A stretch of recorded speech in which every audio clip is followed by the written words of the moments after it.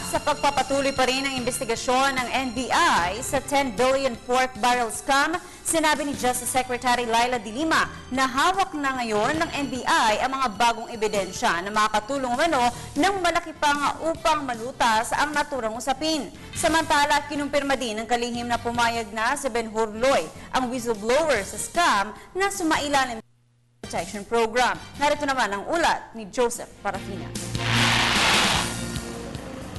Ibinunyag ngayon ni DOJ Secretary Laila De Lima na may panibago na namang nakalap ang NBI ng mga dokumento labas sa nasa likod ng 10 billion pork barrel scam na si Napoles. Ito inaasahan niya makatutulong ng malaki. Pinatulungan ko na yung original team para mas mapabilis, kung pwedeng mapabilis in spite of the complexities of it all, at para mas maayos, mas tama, mas thorough ang resulta. Iginiit pa nito na sa kampo ni whistleblower Ben Hurloy na magpasailalim na ito sa Witness Protection Program para masiguro ang kaligtasan nito. Subalit din naman siya nabigo dahil nakakuha ng impormasyon sa De Lima na pumayag na si Ben Hurloy at kasama nito na mapasailalim sa WPP ng pamahalaan. Pinayuhan din ni De Lima ang mga tawa ng NBI na huwag mapipikon sa usapin ng pambibintang na ginagawa sa kanila ni Napoles sapagkat sa kanilang pagdaya, ito isang estratehiya lamang nila na pikunin ng mga investigating team para mag-inhibit ito sa kaso.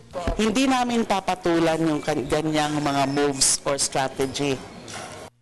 At the end of the day, nakikita ko baka strategy rin nila yan. Nasisiraan nila ng gusto ang NBI o gagalitin nila ng NBI para sabihin, wag na dapat NBI ang mag-imbestiga.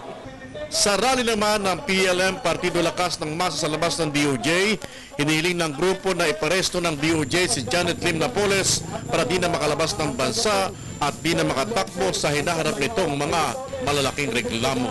Gusto po namin panawagan kay Secretary De Lima ay arestuhin na si Janet Lim Napoles at kami po ay parang nagtataka kung bakit ginank nila yung kaso ng kidnapping kay Napoles kasi maliwanag na maliwanag kung gusto nilang i-maintain si Napoles, one of the case na pwede nilang panghawak sa kanya ay yung kidnapping case. Para sa Telebisyon ng Bayan, Joseph Parafina.